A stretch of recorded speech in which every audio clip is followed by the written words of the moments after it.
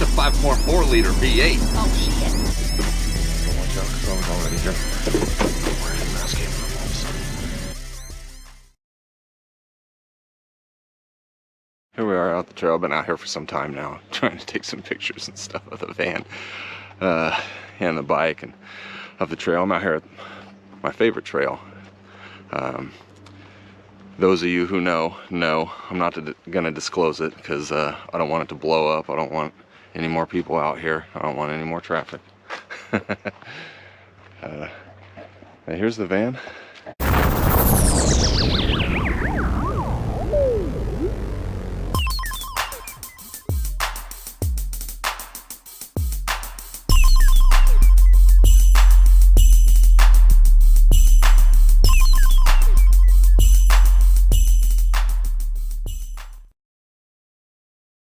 Pretty much clean the whole thing up. Put these LED lights in here, come on where the dome lights were. Zip tied the wiring harness all up through there. Still have all the HVAC or whatever you want to call it for back here, the air conditioning and the heater unit. I'm going to keep that because I'm going to build this into a little camping rig. Redid these door panels back here, got some new speakers, put on the new door handle, got all the windows tinted. None of this stuff was done, and pretty much it was all gutted. All the interior panels were still in here, but they're all busted up and nasty, and I just gutted everything because you're going to gut that anyways for a conversion. Check this shot out of what the van used to look like.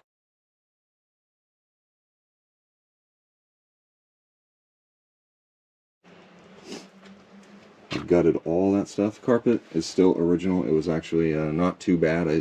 I had it all dry cleaned. Just bought one of those aerosol cans from like AutoZone or O'Reilly's or whatever. I think it's the blue coral. Works great, but you can still see there's a little bit of like rust spots where the partitions came down, and they painted everything but the bottom, so it was like exposed steel that over time with moisture and maybe even some of these mounting bolts leaking a little bit or whatnot, it just rusted the bottom and then stained the carpet. Real nice. But that's going to be all gutted anyways. When we do the conversion, we'll probably put like, you know, a laminate floor or whatever down in here eventually. But for now, it's I'm just going to take some scrap steel and build a strap that goes across right behind the back of the seat, or where these bolts are, right up here.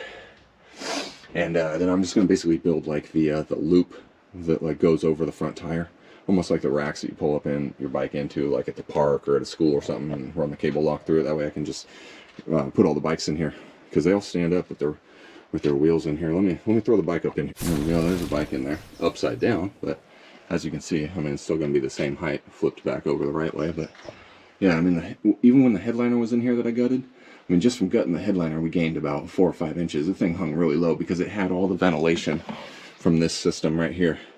It ran up this tube and connected, and that was all just like glued and manufactured into, it was like part of the headliner. It was all routed through the center. It had controls up there, which I just zip tied up here for now.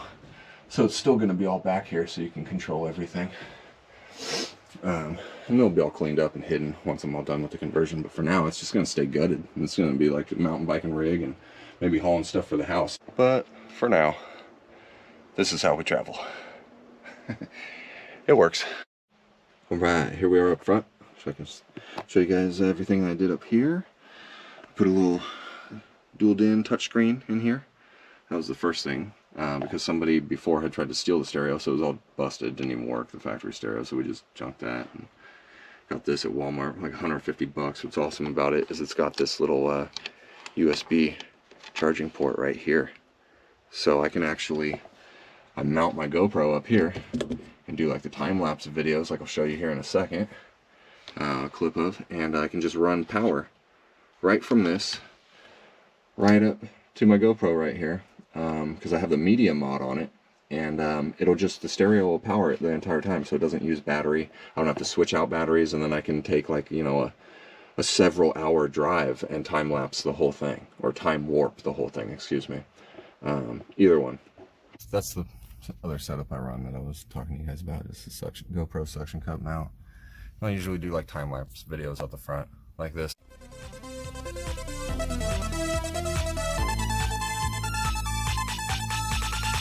Well, hello, Mr. Fancy Pants.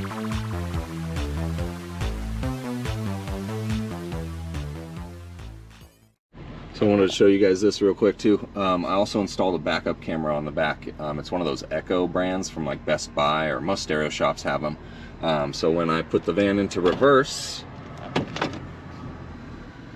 my backup camera comes on, and it's got guidelines that turn with me and everything. It's awesome. It works great. It's just one of those ones that bolts on to your license plate frame, or replaces your license plate frame. The top two bolts where your license plate bolts up in the back, and you can. It's just a little box camera. You can adjust it. So I just the van had a backup alarm on it, so I just ran a wire from the backup alarm to the camera, so it comes on when I put it in reverse. It's the same reverse signal, and then it goes back to the stereo. Works great. And then they had all their CBs and radios and stuff mounted down here. So as you can see, there's still like a couple holes right here. But there were some really nasty ones over here. They had stuff mounted, probably the mic and stuff for it. So actually at Harbor Freight, picked up this sticky diamond plate, and I cut it to fit like to match the contours, the shape of it. And I put some over there and just kind of dress things up a little bit, and to cover all the holes, make it look a little nicer. And then I have a rivet gun and had some blackhead rivets. So I actually riveted them on everywhere too, because the adhesive that comes on these, it's just, they'd fallen off by now. They were already peeling off as soon as you put them on. I mean, it's Harbor Freight. It's cheap stuff, and I think these are like $4 or something. But you know, I mean, it looks better than a bunch of holes in the stuff. It almost looks like, I don't know, factory. But it's you know, it's a little cheesy, but it's better than a bunch of random holes in the stuff. These are the Husky floor mats or floor liners. Husky, not the Home Depot Husky brand. It's a separate brand. They make just floor mats. Look them up. I think they're like Husky Liner or HuskyFloorMats.com or something. But these I actually found on Amazon. And they were cheaper than from the manufacturer, so I just ordered them on Amazon, and they're legit. I mean, they're custom molded per vehicle. So let me get out and show you. Actually, they fit amazingly. So yeah, as you can see, they're custom contoured per vehicle for every vehicle. Here you go, Husky liners. Yeah, the diamond plate, you can get them in tan, gray, black, and they fit great. But yeah, I hooked this up to the e-brake switch that's on the dual-din Pioneer deck, so we can watch DVDs in the front seat, which is illegal and you're not supposed to. So what they do is they have a wire on the deck that is, in order for you to watch DVDs, it has to be wired to your emergency brake, and it works as like a ground, no signal, then ground again, or the reverse. I forget exactly. It's something like that though. So it has to sense that you have released your e-brake and then reset your e-brake, and then the screen will have like a little okay thing, a little disclaimer, you're not supposed to watch the videos in the front seat, blah blah blah blah blah, and then all you have to do is just press the OK, but the OK button is like grayed out, so you can't hit OK and watch anything until you do that little bloop bloop with the switch. So that's all the switch is for, is a little, it's just a simple like on-off switch. You could probably even use a momentary switch for it, one that's like spring-loaded and like shuts itself off after you just click it once. But this one is actually one that like locks into position, either on or off.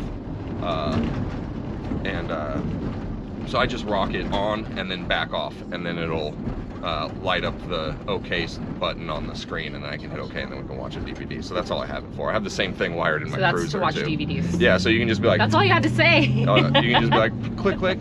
Well, I know, but I want everybody else to know how I'm doing stuff and why like, I do what I do and how it works. I would just say that, and then if they say, well, how does that work for that? Then you go into it. Comment below if you really want to know. There you go. Like, keep it, you know, you like just... Excuse me. Well, that took like 10 minutes. Just, I'm like, all I was asking what that switch did. That's, I'm like, so, I was about to say, so wait, what does that switch do? Because I have no, you're telling me. I lost you.